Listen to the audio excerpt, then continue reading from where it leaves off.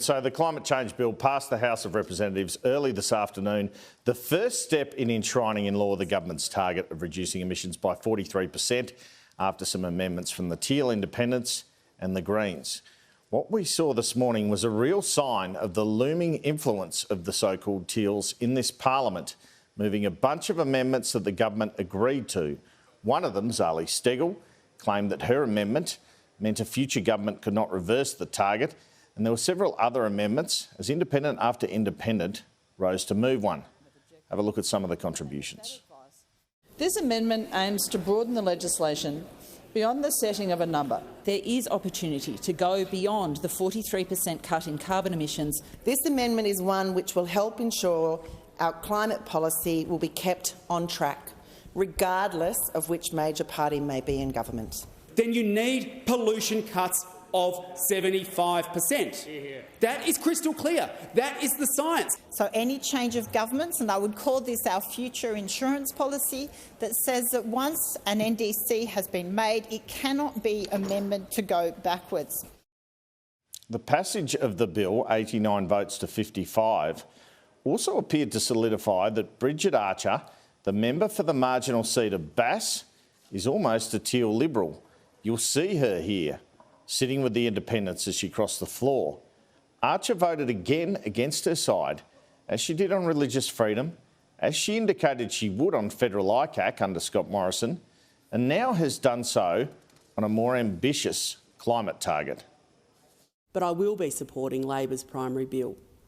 At the end of the day, it's important to me that when I'm back in my own community, I'm able to sincerely say that I used the opportunity afforded to me with the power of my vote to stand up for what they want and need, and to move on from this debate. The PM says this legislation needs to be in law, as opposed to being a target with the UN like previous targets, to provide businesses certainty that they should invest in renewable energy.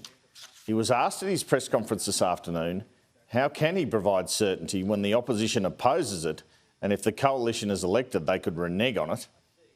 You said your preference was to legislate the targets to guarantee or generate business investment certainty, so have a legislated target. Do you accept that that certainty is still under a cloud while the alternative government doesn't adhere to your targets and may change them should they, or unlegislate them should they be elected?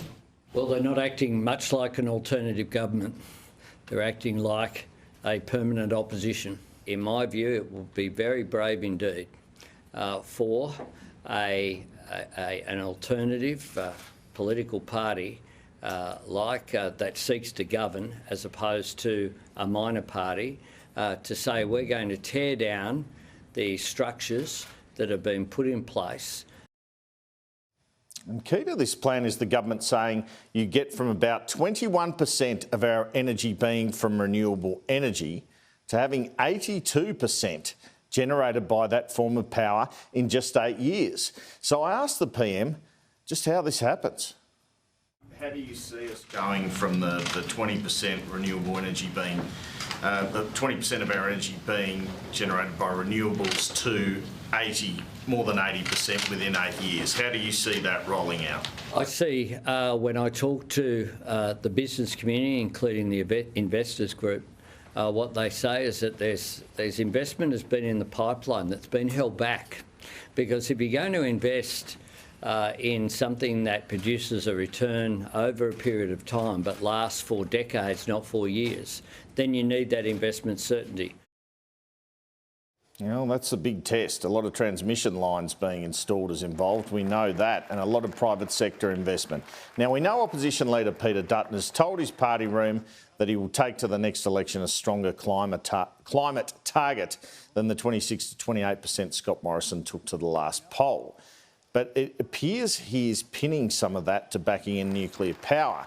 The opposition's Senate leader, Simon Birmingham, a moderate, told Kieran yesterday that it would be a much higher target and indicated he might have voted for the government's climate bill if it made any difference to Australia's target, which, as I said earlier, is already before the UN.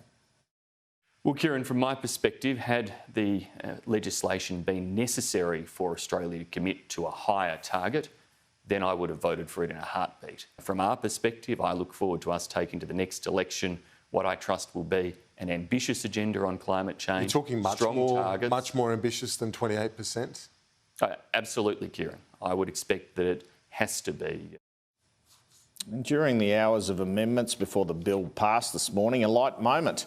Have a look at these embarrassing admissions from Independent Monique Ryan and Nationals MP Darren Chester that they accidentally voted the wrong way. I cast my vote for the noes. This was not my intention. I wish to inform the House I intended to vote with the ayes. At least you've been here for about 14 days. I've been here for 14 years and I've made the same mistake. For the record, I inadvertently voted in a manner that I didn't intend to during an earlier division. I was engaged in a very lively discussion with the member for Lyons and, Order.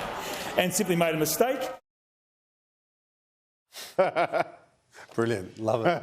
14 years or 14 days now. Fair dinkum.